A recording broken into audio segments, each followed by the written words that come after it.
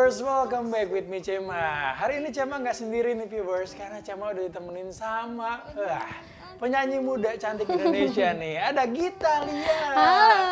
Gita apa kabar? Sehat, alhamdulillah. Nah viewers, kalau misalnya viewers sering banget nonton KDI programnya di MNC, pasti tahu nih Gita Lia ini. Karena Gita Lia salah satu finalis atau pemenang KDI season 2020, benar? Benar. Wah, luar biasa loh. Juara satunya langsung datang ke BTS. Dan katanya Gita Lia ini baru mengeluarkan single terbarunya yang judulnya tuh Langit Bisakah Kau Turunkan Hujan. Iya.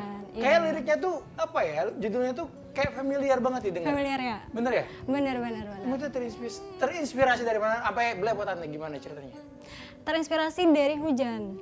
Dari hujan. Dari hujan, iya. Jadi minta hujan. Iya, minta hujan. Langit bisa nggak sih diturunin hujan? Emang Gita Lia itu asal dari mana sih? Aku asal dari Lombok. Wih, Lombok. Mana nih kabarnya nih Lombok nih? Iya. Lombok, hai. Halo Lombok. Gitu kan. Nih Lombok tuh terkenal banget sekarang dengan Mandalika, bener ya? Nah kalau misalkan dari lagunya sendiri, kan itu terinspirasi kata-katanya tuh dari sosial media, salah satu sosial media, bener kan? Dan banyak banget nih viewers di rumah pasti udah tahu kata-kata ini kan. Langit tolong turunkan hujan. Benar. Emang cerita dari lagu tersebut seperti apa sih? Boleh diceritain nggak sih sedikit aja? Jadi lagu ini menceritakan tentang penyesalan dan kerinduan terhadap seseorang. Nah, seseorang ini dimana kekasihnya si cewek gitu. Kekasihnya si cewek. Iya, jadi dia ditinggalin, jadi dia rindu gitu. Sad story ya, tapi lagunya enak loh. Emang kalau misalnya prosesnya itu seperti apa? Kok kreatif banget sih ngambil penggalan lirik yang lagi viral ya kan, terus jadiin lagu. Itu gimana tuh? Jadi sebenarnya kan ini lagunya udah ada penciptanya ya. Nah, penciptanya itu Mas Iwan Tio. Nah, terus ya udah, jadi kita udah dikontrak sama label. Jadi ini ada lagu baru nih buat kita. Nah, jadi lagu ini sebenarnya kayak lagu pop Melayu cuma nyanyi. Cengkok-cengkok dangdutnya. Berarti ini tuh lagunya udah ada sebelumnya, betul ya? Iya, benar. Lagunya tuh pop Melayu dan terus Gita sendiri di-challenge sama pencipta lagunya untuk menyanyikan ulang tapi dengan versi dangdut. Iya. Wah, keren sih.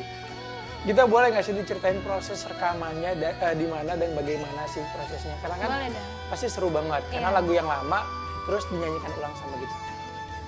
Jadi rekamannya waktu itu masih sekitaran Jakarta, terus juga prosesnya lumayan lama dari siang sampai malam lah. Siang sampai malam, iya, kan ada lembur suara, ya? Iya benar. Ada syarat 1, syarat 2, syarat 3 gitu, jadi lumayan buat juga. Tapi itu kalau misalkan biasa kan kalau misalnya penyanyi ini menciptakan lagu apalagi sedih-sedih, menyanyikan lagu apalagi lagu sedih kan, pasti emosinya harus benar-benar dipupuk gitu kan biar muncul gitu kan, biar berasa gitu kan.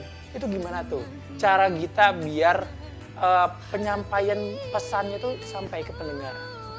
Kalau aku sih biasanya kayak baca dulu liriknya gitu kan. Ini lagunya tentang apa sih, artinya apa sih? Kan ini tentangnya masalah percintaan dan ya orang-orang remaja pasti pernah merasakan kayak Gita sendiri pernah merasakan? Pernah dong. Oh pernah. Berarti korban-korban ditinggalkan berarti Enggak ya? dong, kita yang meninggalkan. Oh Gitanya yang pro berarti ya? Kita meninggalkan. bercanda. Enggak bercanda ya, ya udah nggak apa-apa ya.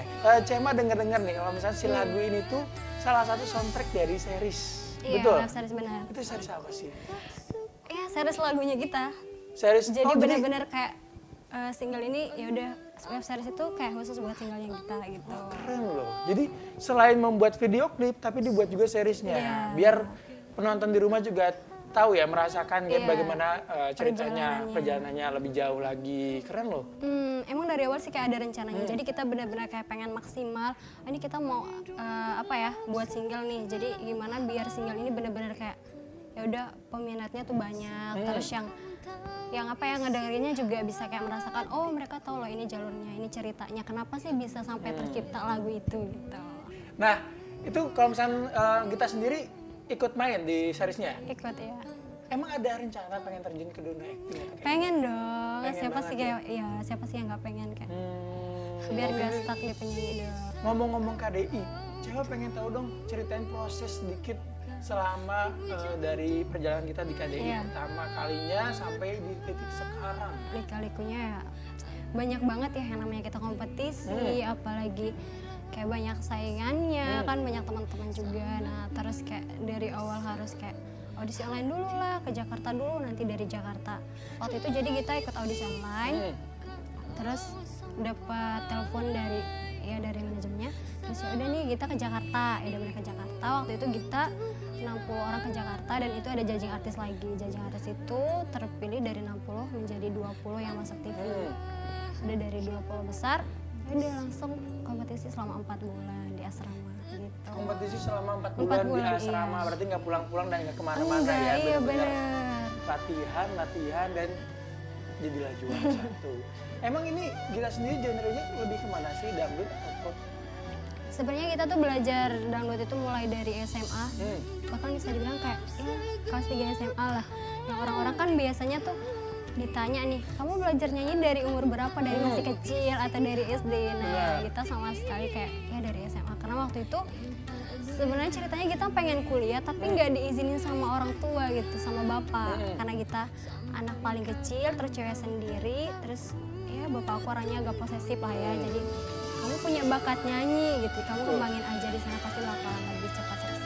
Kayaknya kata orang tua.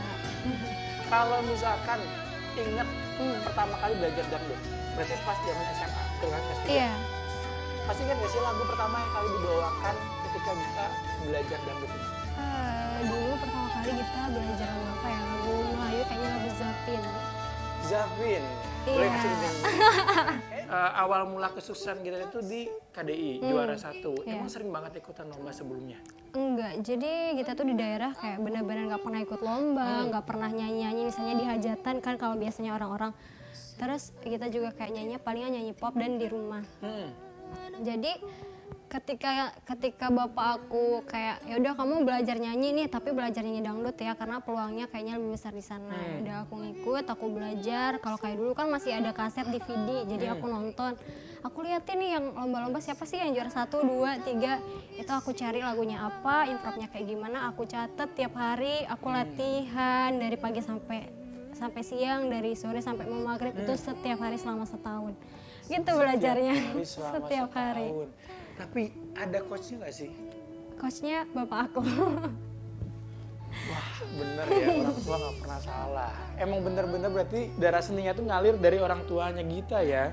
Sebenarnya yang bisa nyanyi itu malah ibu aku yang bisa nyanyi. Bapak aku tuh nggak bisa nyanyi, cuma dia tahu kayak oh ini salah nih, ini fals, ini kalau kesini jelek gitu. Jadi dia cuma kayak bisa menilai aja. Wah nggak kerasa viewers, ternyata waktu kita udah habis untuk ngobrol-ngobrol sama Gita. Tapi setelah ini masih ada nih informasi-informasi yang bakalan saya update buat kalian semua. Kita makasih banyak ya udah mampir ke BTS, sudah sharing tentang lagunya, tentang seriesnya. Ditunggu loh untuk lagu-lagu terbarunya. Amin, ya siap. Kira-kira lagu terbarunya tentang apa tuh? Rahasia dong. Oh masih rahasia. Masih rahasia. Ya udah berarti kita tunggu aja ya lagu terbaru dari kita. Kita ini sambil pamitan ke viewers di rumah, boleh nggak sih dinyanyiin sedikit aja lagunya? Langit bisakah kau turunkan hujan untuk menyamarkan. Udah.